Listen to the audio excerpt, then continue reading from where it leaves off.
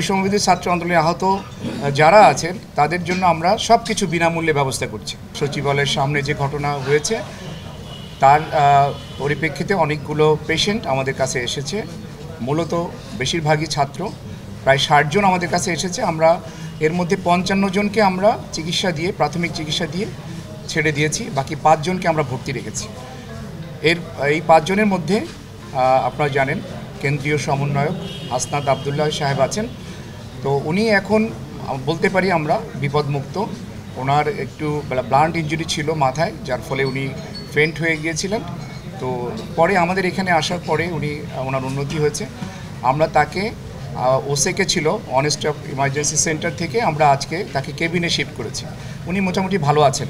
তবে আমাদের সাথে এই 5 জনের মধ্যে 2 জন তাদের সার্জারি লাগছে। নিউরোসার্জনরা একজনকে অলরেডি ওটিতে নিয়েছেন আর একজনকে নেবেন, আজকেই তাদের সার্জারি করবেন। তো বাকি রুগীরা প্রাথমিক চিকিৎসা নিয়ে চলে গেছেন, আর বাকি যে 3 জন আছেন ওনারা ভালো আছেন। আমরা ঢাকা মেডিকেল কলেজ হাসপাতাল, আমরা যারা প্রশাসনে আছি এবং আমাদের সাথে যেসব চিকিৎসক নার্সরা আমাদের সহযোগিতা করে, আমরা সবসময় যে কোনো ক্রাইসিসে, দেশের যে কোনো ক্রাইসিসে সবচেয়ে বড় লোডটা আমরা বেয়ার করি এবং আমরা করে যাব ইনশাআল্লাহ। আপনাদের সহযোগিতায় আমরা এই দায়িত্ব নিচ্ছি। আর একটা বিশেষ বিষয় আমি বলতে চাই, আমাদের এখানে এখনও 100 জন ভর্তি আছে। টোটাল 850 জন আমাদের এখানে ভর্তি হয়েছিলেন। 2000-এর উপরে রুগী আসছিলেন, তার মধ্যে 850 জন আমাদের এখানে ভর্তি হয়েছেন। এখনও আমাদের কাছে 100 জন রুগী আছে। এর মধ্যে আইসিইউতে আছে 9 জন, আর অন্যান্য বিভিন্ন ওয়ার্ডে আছে general surgery, orthopaedic, neurosurgery, ENT, এই ওয়ার্ডগুলোতে আমাদের রুগীরা আছে। তো বেশিরভাগ আইসিইউতে যে কয়জন আছে, আপনারা জানেন যে আইসিইউতে থাকা মানে তাদের অবস্থা একটু ক্রিটিক্যাল।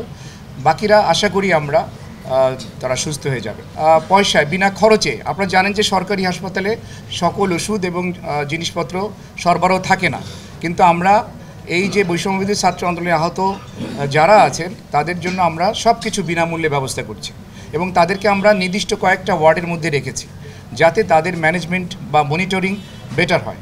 সেই জন্য আমরা তাদেরকে বিভিন্ন কয়েকটা ওয়ার্ডের মধ্যে রেখেছি। আমি আপনাদের মাধ্যমে সবাইকে একটু আহ্বান জানাবো। আপনারা জানেন যে এই রুগীগুলো বেশিরভাগ বুলেট ইনজুরির রুগী। তো বুলেট ইনজুরি মানে এখানে একটা ইনফেকশনের চান্স থাকে। তো ভিজিটর একটু নিয়ন্ত্রণ করা দরকার। আমরা নিজেরা অনেক সময় হিমশিম খেয়ে যাই।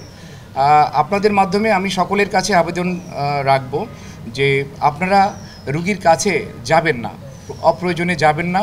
তারা সুস্থ হয়ে যাক, আমরা সেই দোয়া করি, আপনারাও সেই দোয়া করেন। আর তার অ্যাটেন্ডেন্ট হিসেবে একসাথে একজনের বেশি যেন তার সাথে না থাকে, এই ব্যাপারে আপনারা একটু সহযোগিতা করবেন।